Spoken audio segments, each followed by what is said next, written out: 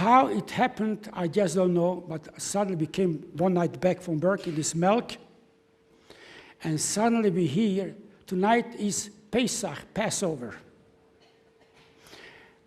Passover, as everybody knows, is the festival of liberation. When the Jewish people were liberated from the bondage, from enslavement in Egypt. Liberation. And the people celebrate Passover. We heard tonight is Passover. Our barrack had over 1,000 people. Also come together. In our barrack was 1,000 inmates, Jews. We heard tonight is Passover. We had to celebrate. Afterwards, at that time I didn't think of it. When I came back, I said, what did we celebrate? Liberty? Freedom? We're much more enslaved than the Jews in Egypt. Egypt, not 6 million Jews were killed. Not even 1 million Jews were killed. Some children were drowned in the Nile, but not 1.5 million children. They at least had some food. We didn't have any food.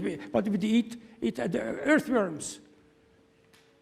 But nobody questions the festival, holiday of liberation we have to celebrate. Everybody sat up on the cot, and we're celebrating. How do we celebrate? It's called the Agada. And there's a certain ritual, a certain prayers, things which we say. I remembered the Manishtano.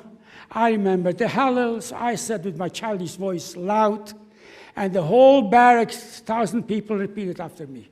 Somebody else remembered the Shema Yisrael, a different section.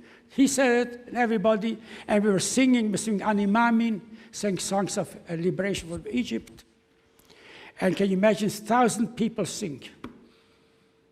SS suddenly comes in. Such a thing is unheard of. Singing in a concentration camp, in the death camp, singing. The SS comes, takes off his rifle, says, if you don't go sleep immediately, you'll be all shot. And I told you before, it wasn't just a threat. When we said, he meant it. So, of course, everybody hit the pillows, so to speak. There were no pillows, but just some planks of wood. Everybody lay down. Believe me, ladies and gentlemen, it didn't take 10 minutes. The SS walked out from our barrack. Everybody jumped up again and continued celebrating, singing again. This time he came again, furious, and holding the gun like this.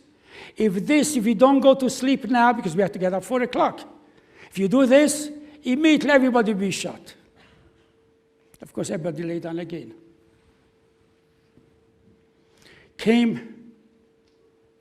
He left, came the third time. Again, everybody sat up, singing, and then we couldn't dance, but singing and praying, celebrating the festival of liberation of freedom.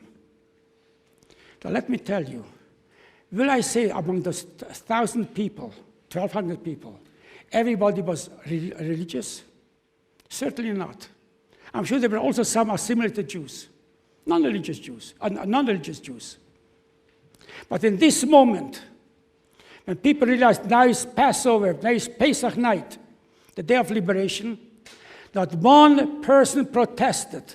Says, if you fanatic Jews, you want to sing, you want to endanger your life, go outside from the barrack and sing there, pray there, but don't endanger our lives.